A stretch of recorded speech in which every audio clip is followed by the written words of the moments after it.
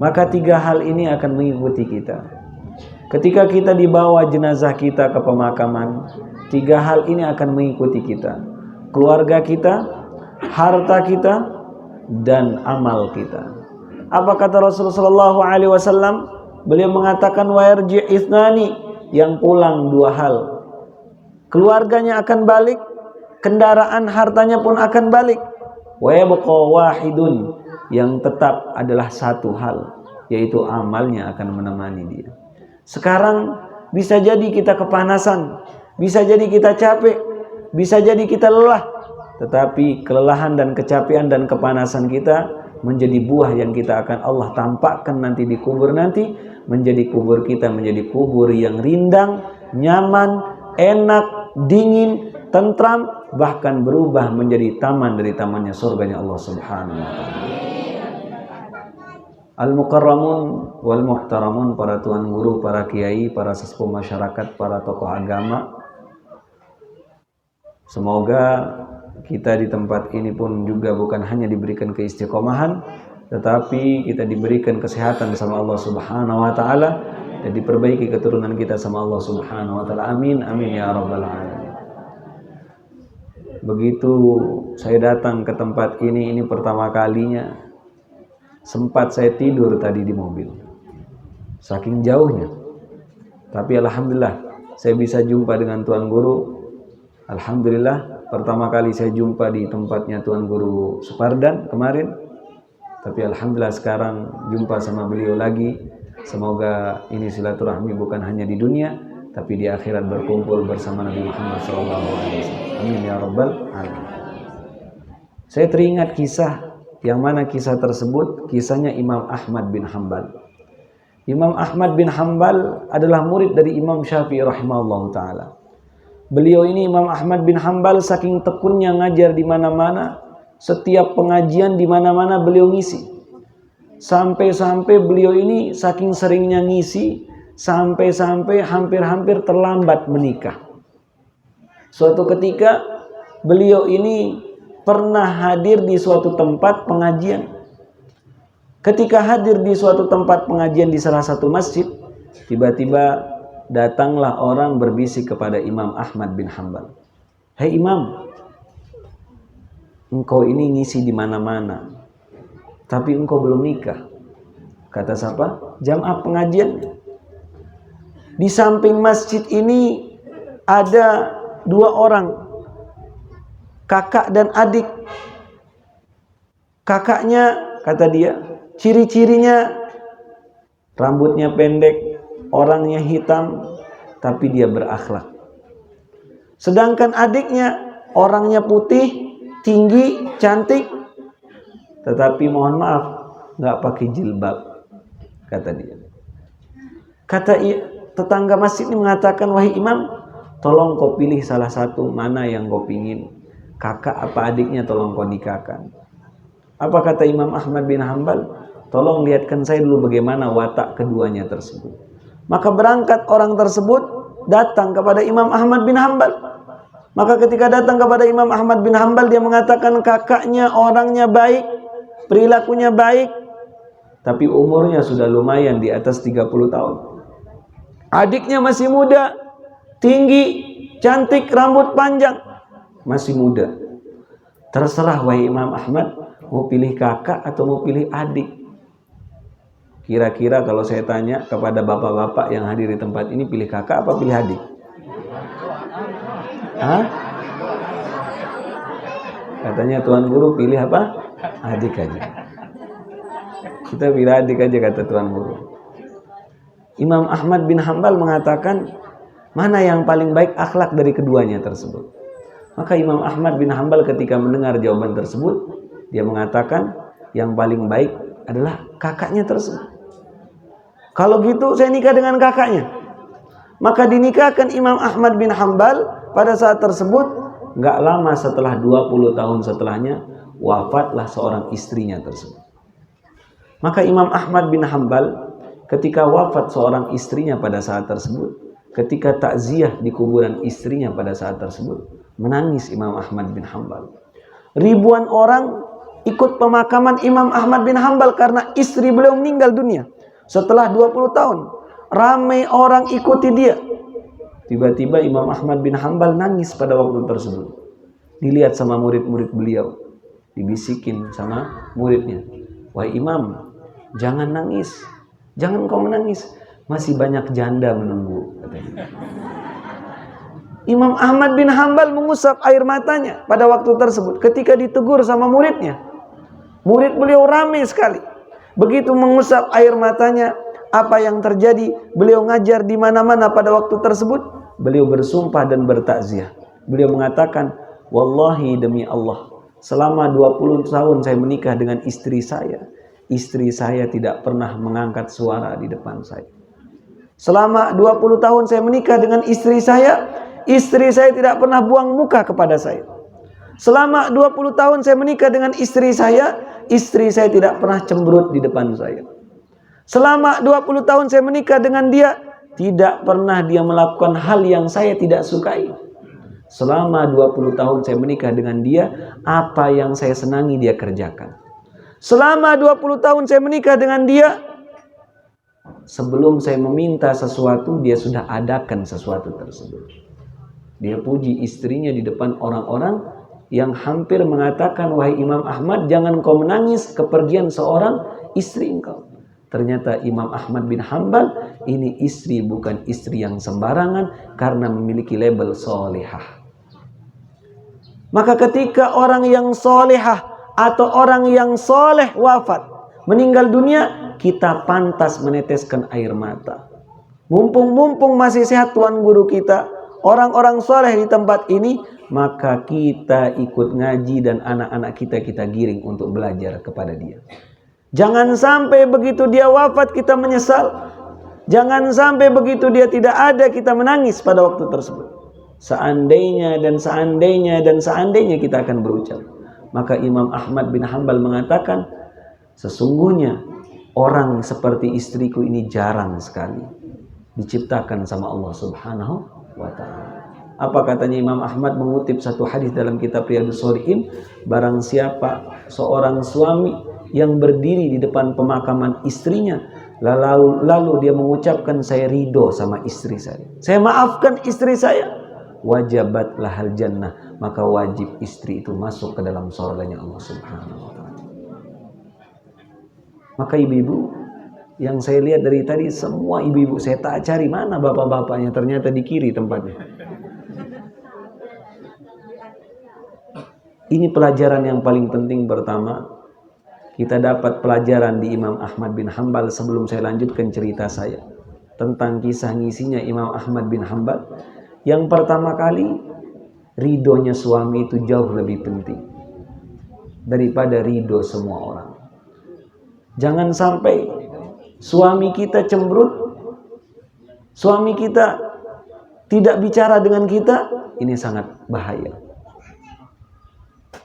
Kita rajin sholat, rajin ngaji, tapi suami kita nggak bicara sama kita, maka sholat kita tidak diterima sama Allah Subhanahu wa ta'ala. Maka ridho suami ini sangat penting.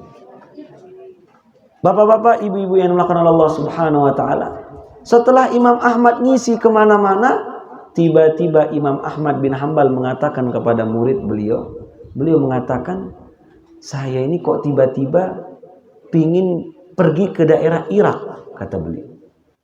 Dalam satu tempat dia mengatakan pingin pergi ke suatu tempat yang sangat jauh. Kata muridnya mengatakan, wahai Imam, ada apa engkau pingin mau pergi ke tempat sana? Kata dia mengatakan, saya tidak tahu apa sebab hati saya pingin ke tempat itu. Apakah urusan mau ngajar, ngisi pengajian, atau ada apa? Kata beliau mengatakan, saya tidak ada urusan untuk ngisi pengajian. Tiba-tiba hati saya pingin ke negeri di sana. Satu mengatakan, yaitu mengatakan di daerah Irak. Maka muridnya bertanya, apakah ada murid engkau di sana mau mengajar? Kata dia, saya tidak mau mengajar ke sana. Tiba-tiba hati saya pingin ke sana. Maka Imam Ahmad bin Hanbal berangkat sendirian pada waktu tersebut. Begitu berangkat ke negeri sana, bawa pakaian, bawa semua peralatan. Sampai di sana beliau masuk masjid. Ketika masuk masjid zuhur pada waktu tersebut, beliau ini ngantuk sekali karena perjalanan sudah 14 hari. Beliau menggunakan kendaraan kuda pada waktu tersebut. Ketika istirahat, Imam Ahmad bin Hanbal, tiba-tiba muadzin penjaga masjidnya merebutnya mengatakan kepada Imam Ahmad bin Hanbal, Pak, kata dia kalau bahasa kita, Bapak jangan tidur di masjid. Masjid ini saya mau tutup, saya mau gembok. Tidur di luar saja. Dia nggak tahu ini Imam Ahmad bin Hanbal. Dia tidak kenal. Maka keluarlah Imam Ahmad bin Hanbal. Ketika sampai di pelantaran masjid, maka ditegur lagi sama muadzinnya. Pak, jangan tidur di sini. Masjidnya saya mau tutup gerbangnya.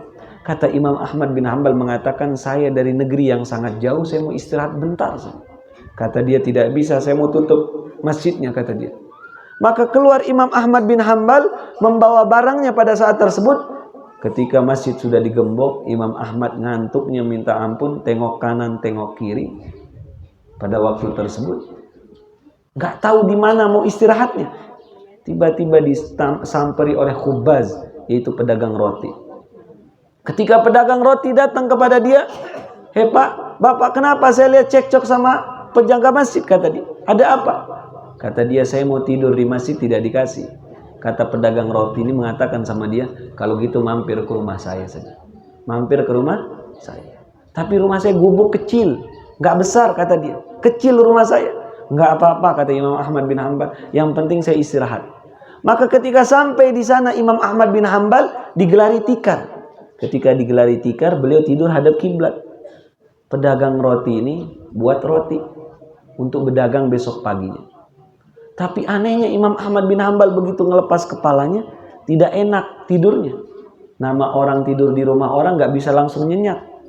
Biasa ke kanan, ke kiri, ke kanan, ke kiri. Imam Ahmad bin Hanbal pun ke kanan, ke kiri. Bingung Imam Ahmad. Begitu ngelihat pedagang roti ini, dilihat sama Imam Ahmad bin Hanbal, dia seperti membaca sesuatu. Nyeplokin telur, baca sesuatu. Ngadonin makanan, baca sesuatu. Ambil tepung, baca sesuatu. Masukin ke oven, baca sesuatu. Imam Ahmad bin Hanbal bangun dari tidurnya nggak jadi tidur. Ditepukin pundaknya pedagang roti tersebut. Apa kata Imam Ahmad bin Hanbal? Hei fulan, Hei Pak pedagang roti, apa yang kau baca tadi ketika nyeplokin telur? Saya lihat engkau baca sesuatu. Apa kata dia? Mengatakan, saya selalu membaca istighfar. Baca apa? Istighfar. Dia baca apa? Kata Imam Ahmad bin Hanbal mengatakan sama dia, apa yang kau dapati dari istighfar engkau?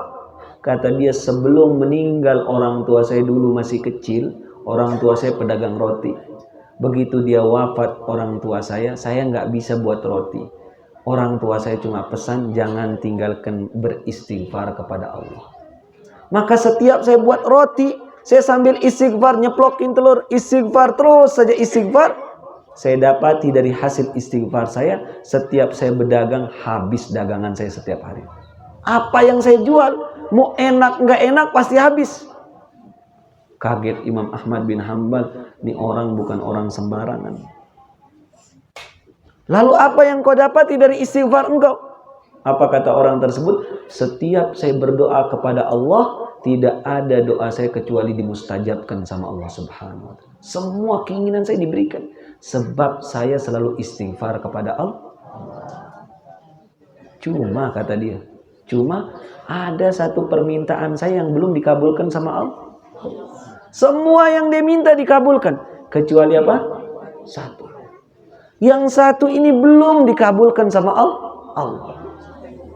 Imam Ahmad bertanya sama dia, apa yang diminta, apa yang kau minta sama Allah sehingga engkau belum dikabulkan sama Allah? Apa kata dia? Saya pernah mendengar di negeri yang jauh sana ada seorang ulama namanya Imam Ahmad bin Hanbal. Saya pingin bertemu dengan dia. Padahal itu Imam Ahmad bin Hanbal. Maka Imam Ahmad bin Hanbal menangis pada waktu tersebut. Ternyata sebab engkau saya datang ke sini, tiba-tiba hati saya tertarik hingga jasad saya datang ke tempat ini. Bisa jadi ibu-ibu beristighfar di sana, pingin ketemu siapa ulama istighfar saja, Allah datangkan ke tempat kita. Ini kuncinya istighfar. Apa keinginan kita, keinginan sesuatu apapun kita istighfar, banyak dosa kita istighfarkan, maka keinginan kita akan diberikan sama Allah Subhanahu wa Ta'ala. Apalagi ditambah dengan sholat. Makanya kalau kita pingin sesuatu barang, kita sholawatin. Pingin kendaraan, kita sholawatin. Pingin apapun, kita sholawatin. Maka hal itu datang suatu saat dengan istighfar dan bersolat. Maka pesan saya kepada ibu-ibu yang hadir di tempat ini, sekarang saya ijazahkan satu istighfar yang kami dapat dari Habib Zain bin Smith, pengarang kitab Manhajus Sawi. Tolong dibaca ini istighfar setiap pagi sama sore hari sebanyak 27 kali. Dibaca berapa kali? 27. Bunyinya, astaghfirullah lil mu'minin wal mu'minat. Astaghfirullah lil mu'minin wal mu'minat. Dibaca berapa kali? Saya baca, ibu-ibu, bapak-bapak ulangi lagi ya. Astaghfirullah lil mu'minin wal mu'minat. Astaghfirullah lil mu'minin wal mu'minat. Astaghfirullah lil mu'minin wal mu'minat. Ini dibaca 27 kali pagi dan sore. Saya ijazahkan kepada bapak ibu-ibu yang hadir di tempat ini. Jawabnya apa? Saya terima ijazah. Jelas, supaya jadi oleh-oleh. Karena kenapa? Siapapun yang kita inginkan, apapun barang yang kita inginkan, apapun urusan kita, kalau kita membaca istighfar, ini salah satunya, membaca 27 kali pagi dan sore, Allah akan permudah urusan kita. Nanti sore dibaca berapa kali? Tidak boleh lebih, tidak boleh kurang. Bunyinya astaghfirullah lil mu'minin wal mu'minat. Menjadi oleh-oleh nanti kita. Yang kedua, sebelum saya tutup karena sudah azan, tadi sudah disampaikan sama Tuan Guru, sebentar lagi Tuan Guru juga mau membangun pondok pesantren tahfidz di sebelah kanan. Bagi ibu-ibu, bapak, ini disebut namanya amal jariah. Minimal kita ikut andil untuk yaitu membangun pondok tahfidzul Quran. Barang siapa yang ingin anaknya menjadi penghafal Quran, harus ada terlibat bagian harta dan anaknya. Secara tidak langsung orang yang mendaftarkan anaknya ikut tahfidzul Quran, secara tidak langsung dia mendaftarkan anaknya udah daftar masuk surganya Allah Subhanahu. Jelas seperti ini. Maka ketika kita lihat ini bangunan, semoga dipermudah sama Allah Subhanahu wa ta'ala. Ketika tuan guru kita pingin sesuatu, maka kita permudah hal tersebut. Jangan sampai tuan guru kita lagi mikir, udah dia capek ngajar sesuatu, lagi mikirin yang ini. Ini tugasnya kita ini sekarang. Udah dia ngajarin kita, kita balas jasa sama dia. Supaya kenapa? Bukan buat beliau, tapi buat anak-anak kita. Supaya ada tempat mereka ngaji, supaya ada mereka tempat baca Quran, dan supaya ada bekal kita lihat nanti di kubur nanti. Semoga kita yang hadir di tempat ini diistiqomahkan juga sama Allah Subhanahu wa ta'ala, dan kita meninggal dalam kondisi husnul khatimah. Pesan saya ketiga kepada ibu-ibu dan bapak-bapak, jangan pernah tinggalkan sholat tahajud. Jangan pernah tinggalkan sholat apa? Tahajud. Bagi udah yang umur 40 tahun ke atas harus sholat tahajud. Harus sholat apa? Jangan tidak sholat apa? Barang siapa yang tidak sholat tahajud, bahaya dia nanti. Makanya Rasul mengatakan di dalam hadis, umat yang tidak sholat tahajud al-kasal, dia adalah orang yang pemalas. Disebut apa? Maka kita jangan menjadi orang yang disebut sama Rasulullah SAW pemalas. Jadilah orang yang rajin, yang nasyat, yang giat. Salah satunya syaratnya adalah rajin sholat apa? Maka pesan saya dua itu tadi, baca istighfar dan rajin sholat apa? Semoga pengajian kita pada siang hari bermanfaat, menambah ilmu kita dan menambah kedekatan kita kepada Allah Subhanahu wa ta'ala. Amin. Amin ya rabbal alamin.